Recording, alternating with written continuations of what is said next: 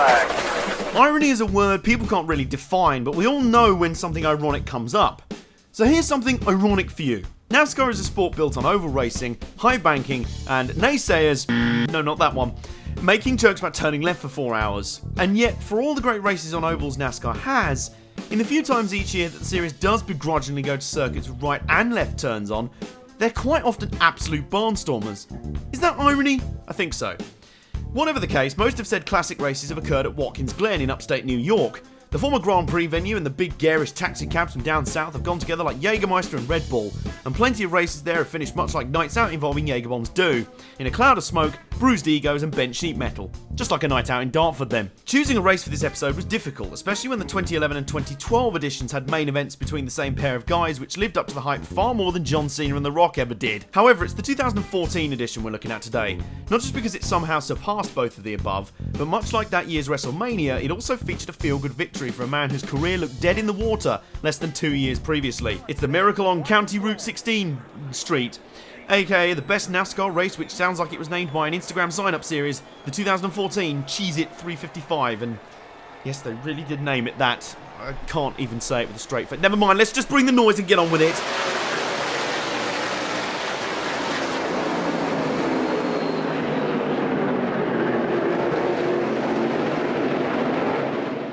Track limits, Brian? Your track limits, Casey? Never mind, just don't show the FOM this race, for the love of God. Notice how most of the field is single file right now? Yeah, that's because you can't really go double file through the S's. Actually, hold that thought. They go charging into the bus stop chicane for the first time. A corner confusingly named because it features A, no buses stopping, B, cars going very fast, C, no smell of dried up puke, and D, no old women wondering what the hell an Oyster card is. 3 laps in and Kevin Harvick already has an issue. What could it possibly be? Harvick just radioed that they have an issue in the car. He looked down and a beanbag came out from under the seat and is down in the floorboard where his feet are near the pedals. Really? A beanbag? They claim it's for inspection purposes. Although, to be honest, I'd rather not be the one to inspect Kevin Harvick's beanbag. Turn 1 really is a tricky corner at Watkins Glen. It's a hard braking zone, you come into it at high speed, and it's one place on the track you really don't want your brakes to fail at. You really don't... I said don't. Oh, goodness. Oh.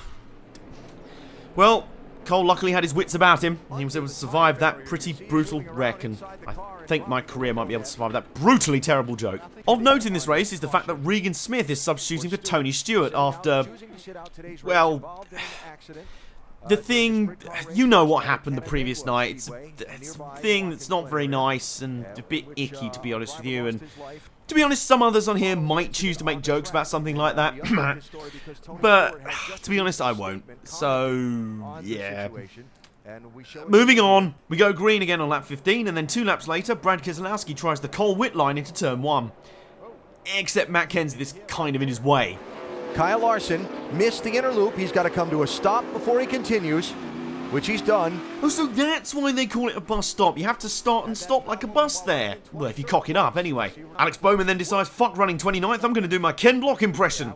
Except he doesn't have a Mustang, so it kind of fails. Kyle Busch, obviously a fan of the Burnout games, goes for a signature takedown on Martin Truex Jr., except he completely fails and just fucks his own car up.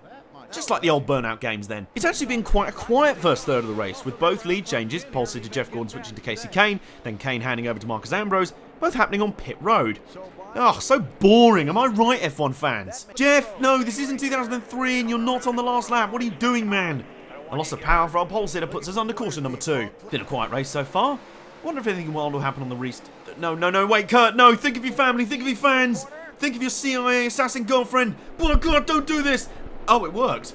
Somehow. But all you've done there, Kurt, is annoy the Ambrose. And when he's had 6 years of shit from Mark Skaife, no way he'll let you get away with that easily. Dive Bomb City, bitch. Even though he's dive bombing into the bus stop, which normally works about as well as sticking your dick in a Raspberry Pavlova. For the next bit, I'm just going to put some music on for a second. Anyone fancy some System of a Down? Any System fans in here? Okay, cool. Everybody living now. Everybody dies.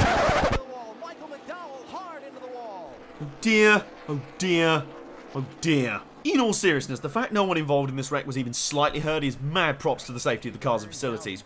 Equally mad props to some of the avoidance as well, including David Reagan. He scores highly on style and control, but low on damage and aggression, which in this case is kind of a good thing. We now have an 80-minute red flag to clear up this mess. Now to simulate the effect, pause the video, open a new tab and go and watch an entire game of rugby. Finished? Great, let's get the restart underway. Fuel stop goes slightly wrong for Marcus Ambrose and crew chief Todd Parrott isn't pleased. In fact, he's pretty pissed. God knows what he's like playing FIFA. Imagine the state of the Xbox controllers in his house. Finally, we're racing again at Watkins Glen and...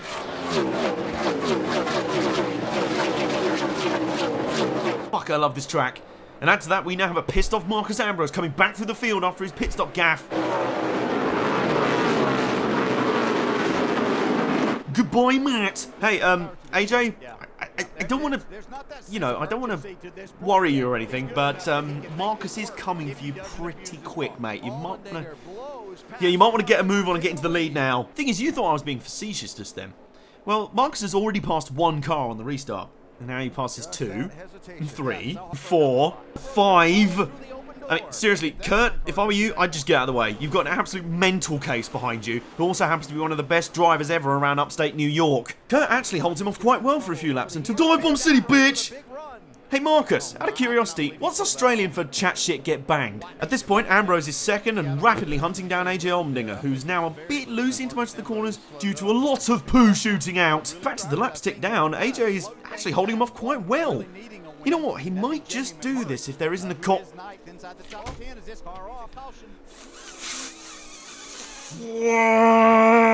Never mind, at least it sets up our main event for the race. It is quite literally AJ Daniel Bryan Allmendinger versus Marcus the Animal Ambrose.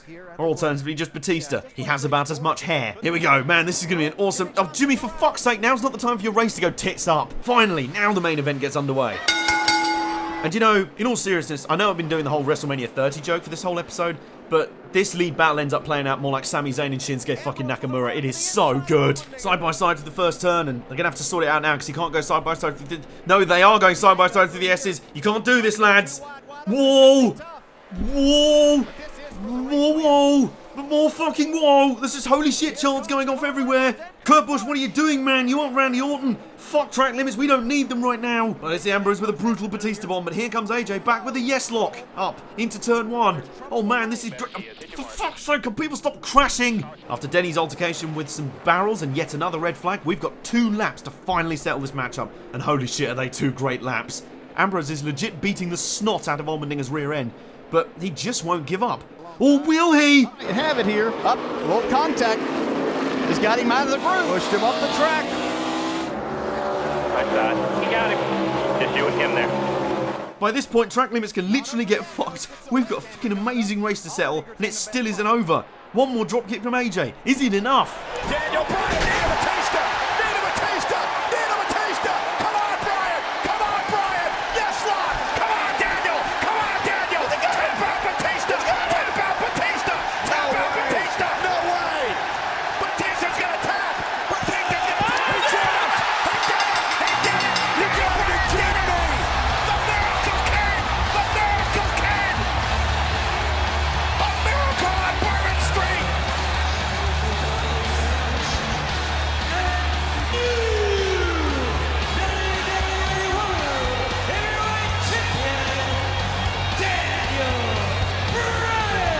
In all seriousness, this is one of my personal favourite races ever and personal favourite results. AJ Allmendinger actually quite liked for a long time, ever since 2009 when he turned up having had 2 crap years at Red Bull. His first 2 years in NASCAR were pretty rubbish. He turns up in 2009 in a random blue and white Evernham number 44 car, finishes top 5 for most of Speed Weeks, and ends up funding an entire season for him when he was only supposed to run 5 races. And after that, I've kind of liked him. And then his career kind of went down the toilet with that drugs test failure in 2012, and it really looked like it was all just gone for him. So working his way slowly back, and then seeing him take the win here and going so nuts and everything, and actually, I'm not normally the sort of person to get emotional about motorsport events, but this is one of them. Hey, can you stop chopping onions in here? Seriously, that's not funny. What do you mean? What do you mean I'm crying? You're crying! Shut up! Anyway, that concludes Classic Race Club Episode 3. I really hope you guys have enjoyed it. These will be coming out fairly regularly every so often. The next one should be out around the time of the Southern 500. In the meantime, hope you all have a great Watkins Glen NASCAR Sprint Cup weekend. I hope we get a race on the par with this one, but to be honest with you, It's going to have to go some to beat this one, isn't it? In the meantime, destroy the like button like Michael McDowell and Ryan Newman destroyed their cars in this race. Comment down below, subscribe if you haven't already, and I will see you guys next time on Team Bombersports.